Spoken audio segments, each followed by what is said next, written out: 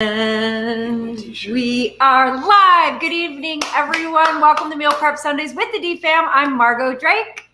I'm Steve Drake. I'm Ellie Drake, and today we are making an Ethiopian feast, homemade, most of it. So good. Most of it is right. I love it. And the one thing that we loved about this whole menu is how economical it is. And Ellie will talk about that a little bit later. We always start each episode of Meal Prep Sundays with the DFAM with our financial update. So I wanted to check in with that. Steve and I are checking in with 2.88% to goal. We had a big jump. We did. So that is super exciting. And it's even, so it jumped since the email went out on Friday. It's coming. It just took us longer. We got off to a slow start, but we were taking care of our other buckets, which are so important. Stevie is checking in with 54% to goal. Oh, and Mint, by the way, is popping up as we speak. So Stevie's checking in with 54% to goal. And he gave himself until November 1st, 2022. We each have a different thing that we're saving for or paying off, and we have a different due date. So Stevie is going to crush his goal, November 1st, 2022. Absolutely. So he's going to definitely. Plus, he's finding out that he doesn't need as much money to do his goal. He wants to buy a house. Yeah, so he needs a certain down payment for this house, but he's realizing that he doesn't need the down payment that he anticipated. And he's already looking, so that's exciting. Ellie made a huge jump. She is 23.7% to goal. Look at that. She graduated and she's hustling. She gave herself until December 31st, 2021. And Teddy is checking in with 8.18% to goal. So the thing about, yes. Okay, thanks. There's so many things that we have to remember to do before we get started, and hitting do not disturb, sometimes we forget. The one thing that we realized is that your small decisions that you make every day during the week add up, and you can make them, those can be compounding in the negative way for you or compounding in the positive way for you. So we decided everybody eats. Your food definitely is a big budget item for a lot of people, and that can either, pull you further away from your physical and financial goals, or your food choices can get you closer to your physical and financial goals. So when you're meal prepping at home, you know exactly what you're eating, you can control your portion size, and it's more economical. So with that, Ellie went out to go shopping for everything for tonight's menu, and tell everyone what you found. What did I find? You said you had to buy all this new stuff because it's not like Ethiopian. So I went to the local African market in Ann Arbor. It's called Kasoa. I think it's the only one there, but the man that was working there was so helpful with getting everything I needed. He was offering me so much advice, and I bought so much great food, and it was only about about $36 for everything. And I got huge thing of bear spice or seasoning, which is it goes in a lot of Ethiopian food, which I noticed, and huge things of teff flour for the injera, and so many different great options just for so cheap, and I have leftover of everything. For under $40. Yeah. It's actually really good for food prep because you can make a larger quantity of it and eat it through the week. We have every single burner going on our range right now. I don't think we've ever had that before. So and we're going to have a ton of food this week. I can comment on how we're doing it this week. Ellie and I realized that these recipes take a little longer because they just have to bubble for so long on the stove, that there's no way that we could do it. The whole idea with food prep was to do it and have people do it along with us. To take an hour to prep all this food, stuff takes a little bit longer. And the idea was that Ellie and I were going to split it. She was going to do a couple, and then I was going to do a couple. Well, I started cooking some of these and realized there's no way that we could actually prep these in front of you. So we're going to talk about the recipes. We're going to show you the finished product. and give you some tips along And the I way. tested all of Ellie's recipes. They are dead on. They're really good. The one thing that I would say is that bear spice, which is that traditional Ethiopian spicy spice, is very hot, and her recipe is on the hot side. So just whenever you make anything with this stuff, just tinker with it, because it's like cayenne with more aromatic stuff in it. But it's really interesting. And Ellie, was it kind of fun to go into that shop to see different, like all the different spices and all the different ingredients? Yeah, it was so much fun. I was just walking through all the aisles and just looking at all the different spices. Unfortunately, they didn't have the bear seasoning there, so the man that was working there said, "Oh, don't worry, I'll make it." And he made me a fresh batch of the seasoning right before me, and it was so nice. And when I was explaining what I was making, I explained the injera, which is the traditional bread which you eat the dishes with. And he was like, "We sell it frozen here." I was like, "No, I'm gonna make it." He's like, "Are you sure?" And I was like, "No, yeah, totally fine. We can make it.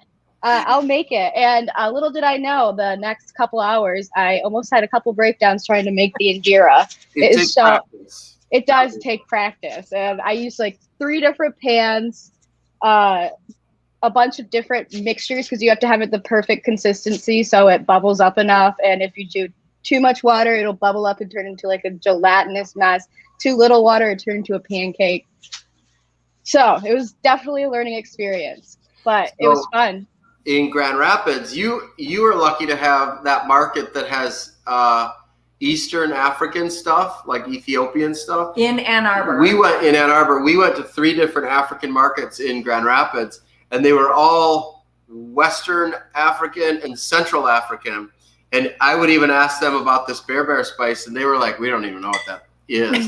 So we really struggled. So what we ended up doing is going in our email that we sent out. We talked about this little Ethiopian restaurant that is sort of the inspiration for all this food. It's called Little Africa.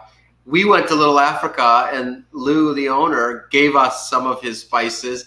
And then actually, after hearing your story about the injera, we bought the injera. Actually, he gave it all to us, so it was very sweet. He did. Oh my gosh. So Little Africa in Grand Rapids. Well, one of the things that inspired this episode is that it was closed because of quarantine and COVID for about 4 months, and we were all craving it so much. Our family loves the Ethiopian food. We love going there together. We've had it for lots of holidays and birthdays, and I know we were there on Valentine's Day. Amazing tea, which we have on the range right now, and it was closed. So we thought, well, let's make it for meal prep. But we want to let you know that Little Africa in Grand Rapids is back open. Yep.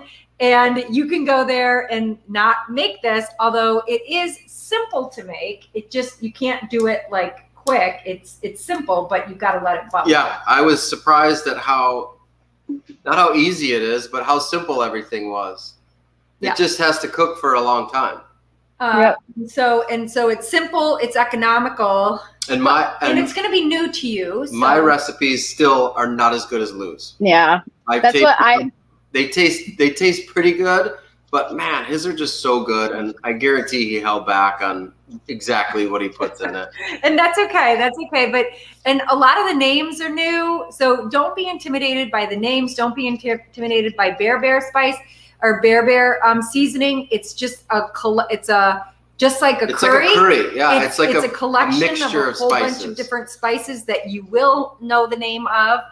And that's how that guy made it for you. He just like scooped a bunch of stuff up and said, there it is. Yeah, exactly. So, we'll get started. I want to say hello to Dana Christian Lee. She was supposed to be here with us tonight, making food. She's watching virtually from her home with her son in Bay City right now. And we're going to get started. I am just extra hands tonight. So I am going to make the salad. The recipes that we're going to do tonight are a yellow split pea stew, and we'll flash that up with the name so you can if you want to learn more about it, you can see what it's actually called.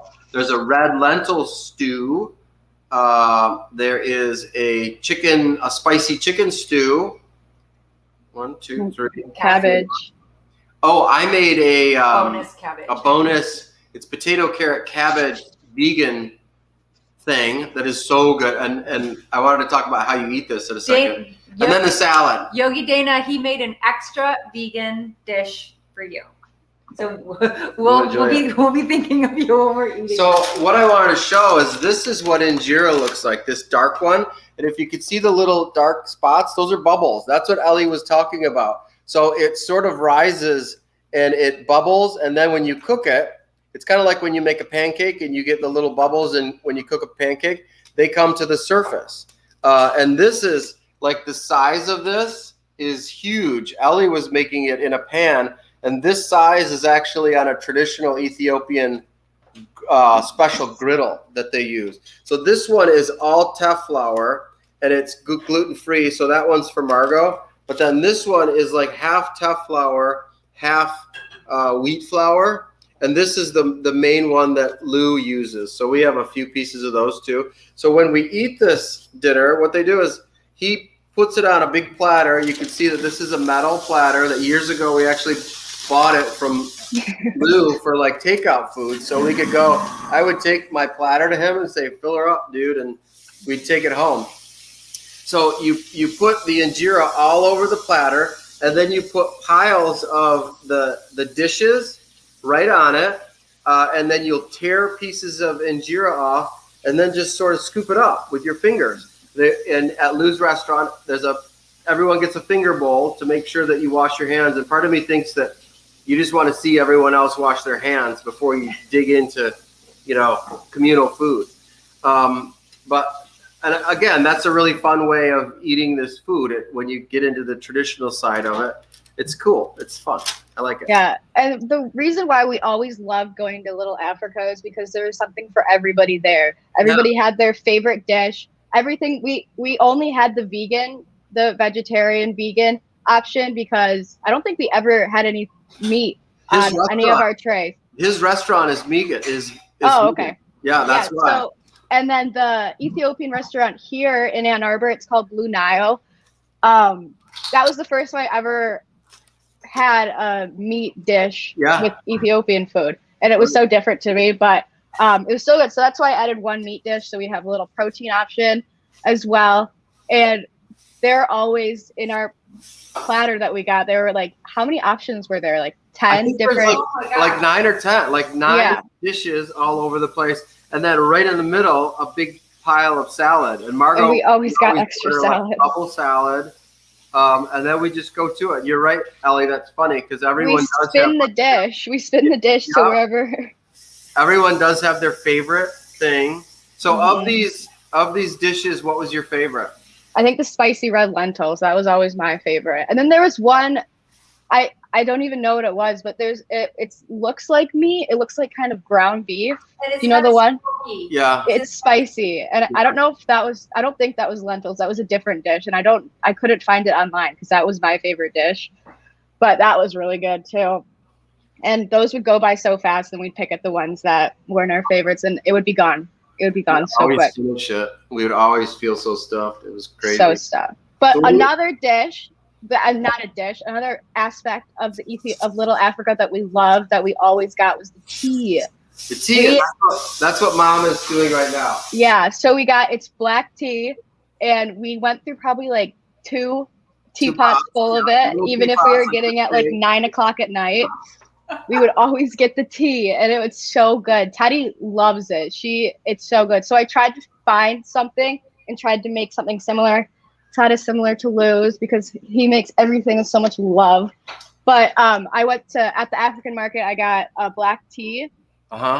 And I tried to make it. And what I figured out, I made it in my French press. Okay. And what I figured out, it's like equal parts black tea and sugar. Yeah, so, I think it's like, that's why it tastes so good. Some things you just don't want to know. Don't ask. Bring me the tea. Don't tell me what's in it. But we would leave with full stomachs and jittery hands, and it was always so good. We're happy. We go there a lot of times on Saturday afternoon, so it was a good thing that we kind of fueled up because we would need to go home and probably get a lot of things done when we went home. but this is what we're enjoying right So now. I think what I'm going to do is, how do you want to do this? It's totally up to you, you guys. I am here just to work and to put up the banners and to welcome all of our live viewers. Let us know where you're checking in from if you have any questions about the Ethiopian food that Ellie's preparing. Remember, our recipes are always available at www.dfam.life. Or you can text family to 616-344-4401 and the recipes will magically appear. So we can go down the list to start off with all the recipes, and I can kind of talk about what I experienced while making it and kind of tips and tricks, I guess you could say. Yeah. So with the injera, I did a bunch of research for it to try to find the best recipe in mind. Turned out not as great as I hoped, but I learned a lot from it. So teff flour is the traditional flour that is used with injera, and it's really dark, like my dad said. It becomes darker once you put it on the griddle, and if you want to try to make this at home, you have to let it sit for 2 days because it is sour bread, so it has to like ferment a little bit inside a bowl. So you just cover it and it becomes really watery and bubbly. You just have to keep agitating it every 4 to 6 hours, and use a non-stick pan with no oil on it. That's what I learned. It has to be super non-stick, and every time that it would burn a little, I have to rewash it and restart the entire process. And so what kind of pan did you use? You did not have a pan this big. No, I just used a little non-stick frying pan, and you have to let it sit there, and you have to cover it for about 3 minutes so it bubbles a little more, and you take it off, and you have to like flip it like a pancake. And all these recipes are on the. If you go to the website, all these recipes will come to you. Yes, and that was the most difficult recipe in the entire list of recipes that I made. The injera. Yep. It seems easy when you look at the ingredients, but it takes a lot of practice, and Lou makes it perfectly. Because the ingredients are so simple. It's just either teff flour or all-purpose flour or both. You mix it, yeah. The recipe that I was inspired by used both. Salt, water, and cooking spray. And some also add yeast to it, so it ferments a little bit more. But I didn't have yeast. Well, that's simple. Would you want to move on to the salad? Let's just go to the split pea stew. I'm just going down the list. Okay, the Ethiopian split pea stew. Yeah. Is that it? Yes. Yes. And this one I couldn't find yellow lentils anywhere, or yellow split peas. Just find green. Yeah, I only found green. But it's so simple. I soaked my split peas for a little bit so they got a little softer. And I used a lot more ginger because I love ginger. And I ended up having to cook everything in a bathing suit because of all of the seasoning that is such bright colors. You have to use turmeric in this one, and turmeric is just known to stain everything it touches. So my roommates kept walking in, I'm like sweating, cooking like 8 different dishes on all my all the stove tops, and it smelled really good, but I looked insane because I was covered in seasoning and sweat and stress. All right. Make some ginger. And that would, and you just, everything, it will make the house smell so good if you decide to cook these. Everything smells so good. The whole 5th floor smells. You could walk out the elevator here and the whole 5th floor smells like Ethiopian food. Yes, yes it does. And you just have to simmer it for a little bit so it gets the right consistency, because all of these are stews, so they have to be a little bit thicker. Yes. Wait, will you show the yellow split pea stew? I think. Oh, it's right here. Yeah, it's that. So that is one. And then the next one was the spicy red lentils. This is one of my favorites. And all of them basically have very similar ingredients, just different seasonings. So I got my yellow lentils from the African market in town, and I had to wash them a couple times until the water ran clear. And then I let them soak as well. Oh, that's good advice. Yeah. And and I also use more ginger in this one because ginger is good. I got so much ginger from the store. So good. Ginger for days. Ginger for days. Okay, and then we can move on to the salad, which is That's what. Oh, I skipped it. My bad. Sorry. Yes. So this salad is our family's favorite. We always get like double or triple the amount because it is so good and so easy. Here. So Dad, you could talk about what you're doing right now because I think you're making it, right? So did you use an entire jalapeno pepper in yours? Yeah, I did. And the pepper was really big, but I took out some of the seeds so it wasn't as spicy. And like these are massive jalapeno peppers. Right. So far, what you do is you make the dressing in a big pan first, and then you put all the veggies in it. So it is 2, and I'm doubling my dressing because I want to make a big one. Mm-hmm. So the recipe is 2 tablespoons olive oil, 1 tablespoon of white wine vinegar, Mm-hmm. and then I just zipped off a teaspoon of fresh ginger. And I'm cutting a jalapeno right now, a whole jalapeno, and juice from an entire lemon. So that's what I've got in there right now. And then what I'll do is a little salt and pepper, all the lettuce, a red bell pepper, half a yellow onion, and I'm also going to put some Roma tomatoes in it. Okay. And then really, it's kind of a wilted salad, so you kind of mix everything, and if you let it sit for a little while, it's fine. You're going to eat it with your hand. So Did you say ginger? yeah. Okay. Ginger? Ginger. Lots of ginger. So olive oil, white vinegar, ginger, garlic, jalapeno, lemon, salt, a head of green lettuce, roughly chopped, red bell pepper, and yellow onion. Romaine lettuce heads. And again, all of these recipes are on the website that's going across the bottom of your screen. So if anyone has any questions about what we're doing tonight, comments.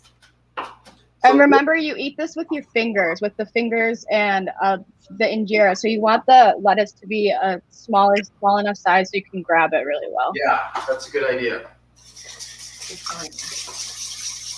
I wish somehow we could get this smell to go through the camera to your home because it smells so good. We had multiple events today, so I laughed and I had a baby shower, which was so fun. Congratulations, Jillian. And then also Eva Cordy graduated high school this week. So we went to a high school graduation. And when we came back, the elevator opened, it just smelled so good. We do have a new neighbor. So he just got a baptism to meal prep Sundays with the DFAM.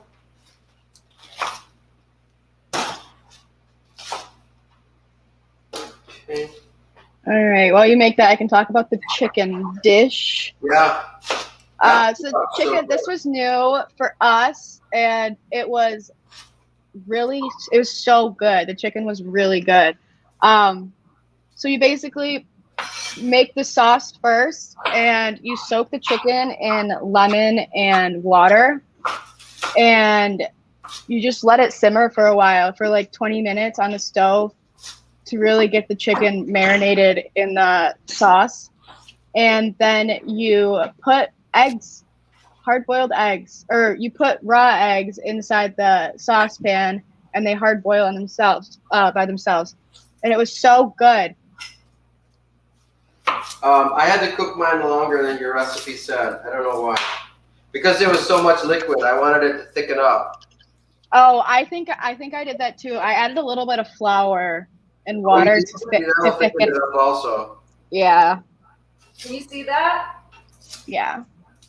But everything should be like decently thick because if it's too watery, it's gonna like soak too much into the injera, and it won't sit in their little piles. Yes. It's been a very eventful day today. Wow. Okay, we got that. And Roma tomatoes. Oh my gosh, that's You're right, Ellie. You kind of have to think about finger size. Mm-hmm. And that's why I chopped the chicken into smaller pieces as well. Did you and Jack eat this when you made it? No, I had a lot. Jack came back from his lacrosse game and he's tired, but I'll make him try some. You have to. That chicken is really good. So, were you in a full bathing suit or just a bathing suit top? No, just a bathing suit top. And then when I was trying to take the pictures, I was outside carrying a sheet, a white sheet, and also the container of food and the tea, and then my phone, like sweating because it's so hot here, and my house is so humid right now because it's raining now. Yeah. So I was drenched in sweat. And people were walking by. I was trying to get like the right angle because the sun was at a weird. It was just so complicated. But I got a good picture. That's all that matters. Yes, these pictures don't take themselves. The food doesn't make itself, but it is so nice to have a refrigerator full of good food in there. Also, for the chicken dish, it calls for ghee, but there's a special Ethiopian ghee that I could not make or couldn't find because I didn't have the right ingredients for it. But my dad got something from Lou, which is Lou's wife. We were about to leave. I think they eat meat. Just in the restaurant, it's all vegan because we pulled some stuff out. This spiced ghee. She got kind of excited when she found out we were making chicken. So she like pulled all this stuff, and she speaks just a little bit of English, and yeah, they just gave us all this stuff, and we're like, I think they were kind of excited that we were trying to cook it. We're excited because they know we'll be back in next That's week, right. probably. Okay, we're never gonna do it again. All right, you gotta try this and tell me what you think. So here is the spiced ghee, if you can see it. This is what she gave us. Thank you so much, Amy. Oh my gosh, spicy. Oh, it smells good. And They need more garlic, y'all. I'm just gonna use. Whoa. here were a couple of other things that he said when he was handing all this to us. It was so nice, and we were not going to be able to make any of this if we couldn't find it. This is organic ground cardamom. Oh my gosh, it smells so good. And he said, keep it closed and out of the light. Don't expose it. Don't let it dry out. No. And then this, I'm not going to take it out of the bag. Otherwise my DFAM shirt's going to be trashed. But you can see how much he gave us. It was so generous. Guys. All the recipes online that I was trying to get inspiration from, they called for so much of the bear seasoning, and I was so confused at first because I'm used to using like a tablespoon of seasoning every time I make something, but the recipes called for like 1/3 of a cup of the seasoning, and I tried, and I think my dad said That seems it like was so really much. spicy, and that's why my spicy lentils were really, really spicy. So just be aware of that. Word. That's it. That is so good. So there might be a secret ingredient that I added into this one to make it taste more like Lou's. It's sesame oil. I put like 1/4 of a teaspoon of sesame oil in this. We're going back to the salad, Let's keep that in this. and we're going to add the food pan. Also, so some of the normal spices that they use in Ethiopia are really aromatic. They use like clove and cardamom and coriander and turmeric. I got these out. Just really like vibrant, heavy spices. But with the mixture, they just smell so good. This is perfect. It is so good. What? And it is, I don't think the average person would like the amount of spice in This that is one. this is spicier than Lou's, isn't it? Yeah, but it is so perfect for me. I love it. Oh my gosh. So I don't think, Right, Let's see, we'll take there we go. So, yum. So simple ingredients, very economical. You will have churros for the week. Very healthy, lots of veggies. It can be vegan if you want it. And if you do choose to make these recipes, go find an African market in your area, support local businesses. I agree. And they could offer really great tips that you should probably take. Like I should have taken the frozen injera option. Well, you might say, I think that's a good idea. Yes. Oh my gosh. Well, So that was tell me easy what- for me. All I did was show up and drink tea. I warmed the tea. We didn't even make the tea here because number one, we couldn't find an African market that carried it. And number two, Lou gave us three because one of them was for Yogi Dana. Were they dry? No, No, he it's made like us. big cups. He made us Okay. big cups of tea, and then we were disciplined enough to save it until today. Guys, this looks awesome. That's I'm so it. excited to eat it. That's Ellie, it. this was awesome. I know you wanted to do this because you were talking months ago. You were like, I want to do African food. I think it was during exams and I was really craving African food or Little Africa. I just decided to look up some of the recipes and I realized that I could make it. Well, not all of them, but I thought I could make all of them. And I typed up all the recipes and they were on my computer for a couple months. And finally, after all the hard exams were done, I was like, it's time. It's time. We really really have good. to get you guys some crew neck shirts that you'll wear so we can get you out of Christmas and into What? I couldn't find. I was trying to find my the heart one that we had, but I couldn't find that one. Ellie wants to do a pride t-shirt Oh, nice. for June sometime. We got to get on that. We'll do it for you. Yeah, Cool. get on that. So if you are watching this on Facebook, please take a second to like, comment, share. Let us know what you're taking away today. And if you found value in it, please pass it along to someone else. We would love to get more families, more groups of friends coming together, being smarter with their food budget and being smarter with what they're putting in their body. Also, if you are watching this on YouTube, please take a minute and subscribe. And also let us know what you like and what you're taking away from today. And we'd love. If you have, Oh, go ahead. I was gonna say, if you have any tips about how to make injera, please let me know. Amen. I need anything else. And if you ever try any of our recipes, please remember to use the hashtag DFAM meal prep. There'll be 2 M's next to each other, DFAM meal prep. We would love to share your creations in our weekly emails or on social media. Give you a shout out. Do you have anything else that you want to No, that's it. Just try these though. They're really, really good. And I didn't talk about this. So in the email, and if you go to this website and either text us that number It's www. or go to the website, DFAM.net. you'll get the email with all of these recipes. And in the recipes, I put a link to a music selection, and it's Ethiopian jazz. And it's just so cool. It's like world music with a lot of African kind of vibe to it. That was the first time that we ever did that when we sent the email out. So you can have with your food. you can have a playlist of like quiet music in the background while you're cooking, and then when you're eating this thing, it's so communal to have like a couple friends over just to eat this all together. It's a very family oriented thing. It's fun, right? Holds a special place in our heart. It really does.